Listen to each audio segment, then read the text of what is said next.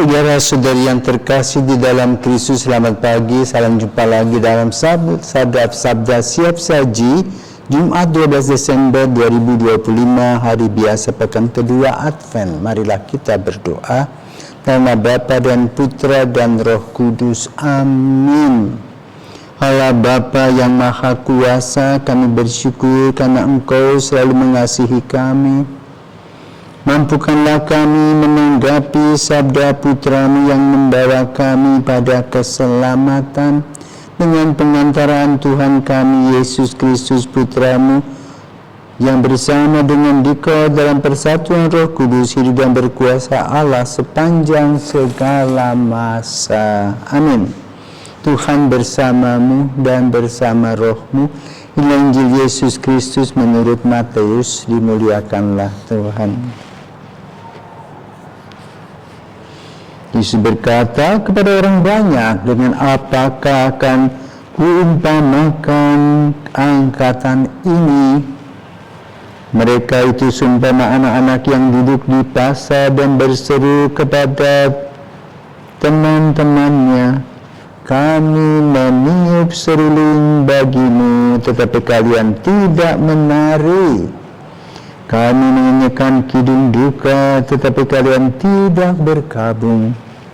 Sebab Yohanes Pembaptis datang, ia tidak makan dan tidak minum, dan mereka berkata, ia kerasukan setan. Kemudian Anak Manusia datang, ia makan dan minum, dan mereka berkata, lihatlah seorang pelahap dan peminum, sahabat pemungut cukai dan orang-orang berdosa, tetapi hikmat Allah dibenarkan oleh perbuatannya. Demikianlah sabda Tuhan, terpujilah Kristus. Bapak Ibu yang terkasih, ada sebuah kata yang biasa kita gunakan, cuek bebek, acuh tak acuh. Masa bodoh, emangnya gue pikirin. Nah, inilah kira-kira gambaran konteks pembahasan Injil pada hari ini, melihat perilaku orang-orang Farisi dan Saduki. Selalu mencela dan mencari kekurangan orang lain. Tidak pernah melihat hal-hal itu dari sisi positif, melainkan dengan kacamata gelap dan negatif. Ini menggambarkan generasi ini adalah pendengar iri hati dan dengki. Tetapi juga bisa di lain sisi mereka amat sangat berkuasa, sehingga kedatangan orang yang ingin membenarkan, membetulkan kekurangan dan kesalahannya, mereka tersinggung dan marah. Ini adalah kesombongan rohani. Maka pada hari ini kita membahas kesombongan rohani. Kesombongan rohani berarti seseorang atau sekelompok merasa dirinya lebih hebat dari orang lain. Hal ini disebabkan oleh satu kuasa. Aku berkuasa. Kedua, karena harta, karena aku punya uang, aku bisa beli kamu. Ketiga, ambisi-ambisi pribadi. Dan hal ini terjadi dengan dunia kita saat ini.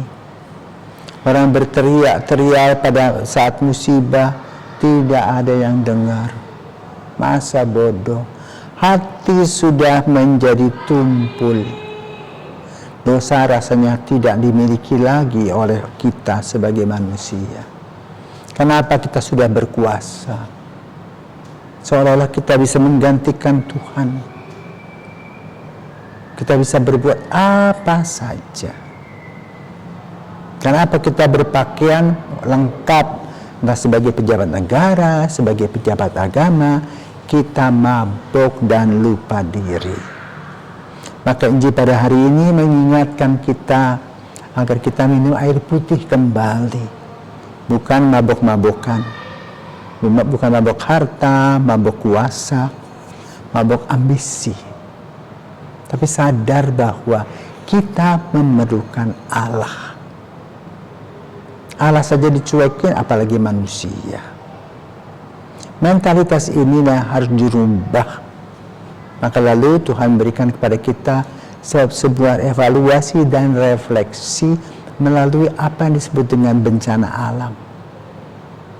Mungkin bagi para pejabat, para petinggi yang tidak merasa keluarganya tidak kena musibah, ya aman-aman saja. Tapi Tuhan tidak tidur. Suatu hari juga akan mengetuk, memberikan kita kesadaran.